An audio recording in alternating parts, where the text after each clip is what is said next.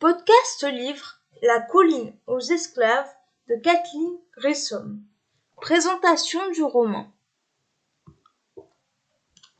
Le titre en VO du roman est The Kitchen House. Il a été publié en France en 2014 aux éditions France Loisirs. Il fait 541 pages. Je lui ai mis la note de 9,5 sur 10 et le conseille à tout le monde à partir de 14 ans.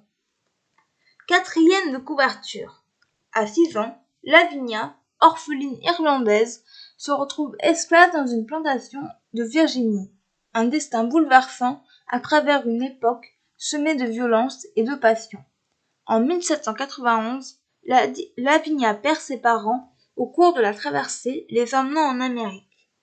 Devenue la propriété du capitaine du navire, elle est envoyée sur sa plantation et placée sous la responsabilité d'une jeune métisse, Belle. Mais c'est Maman Mahé, une femme généreuse et courageuse, qui prendra la fillette sous son aile, car Belle a bien d'autres soucis. Cachant le secret de ses origines, elle vit sans cesse sous la menace de la maîtresse du domaine. Écartelée entre deux mondes, témoin des crimes incessants commis envers les esclaves, Lavinia parviendra-t-elle à trouver sa place? Car si la fillette fait de la communauté noire sa famille, sa couleur de peau lui réserve une autre destinée. Ce que j'ai pensé de ce roman. Le résumé étant assez fourni, je n'en rajouterai pas plus. Lavinia est une jeune blanche qui est terrifiée par ce qui lui arrive, avoir perdu ses parents et son frère Cardigan. C'est une petite fille gentille, aimante, qui possède un grand cœur et qui mûrit au fil des années. Elle apprendra vite que la vie n'est pas toujours rose et peut être cruelle. Belle a 18 ans, jeune métisse, qui est le fruit de l'infidélité du maître de la plantation.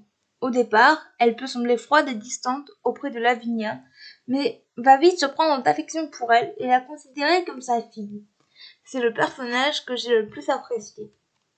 Maman Mahé est une femme noire assez robuste, qui sait ce qu'elle veut, ne se laisse pas marcher sur les pieds, mais qui sait rester à sa place quand il le faut, surtout avec ses maîtres.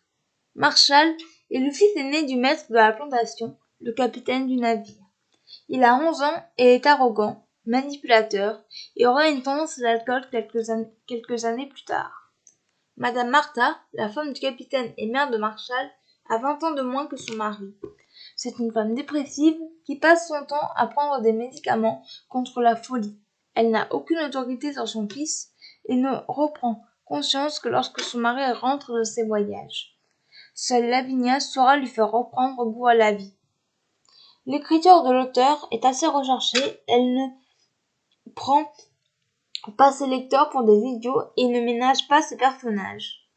On a une alternance de points de vue à chaque chapitre entre Lavinia et Belle, ceux de cette dernière étant plus courts. J'ai préféré ceux où Belle s'exprimait.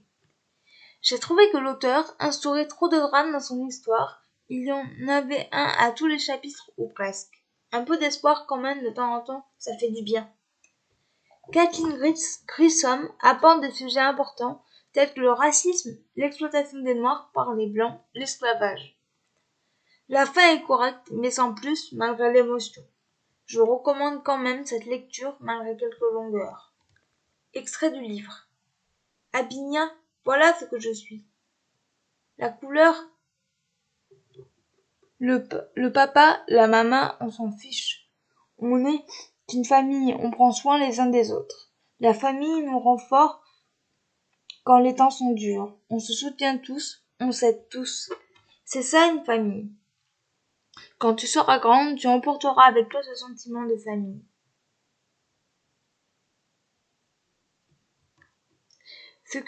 Les points forts de ce roman. Les personnages, l'écriture, les thèmes abordés. Les points faibles de ce roman, la fin et les longueurs. Voilà, c'en est tout pour ce podcast. J'espère qu'il vous aura plu. N'hésitez pas à me donner vos avis et vos commentaires sur YouTube, à vous abonner à la chaîne et je vous retrouve très bientôt pour un nouveau podcast. Ciao!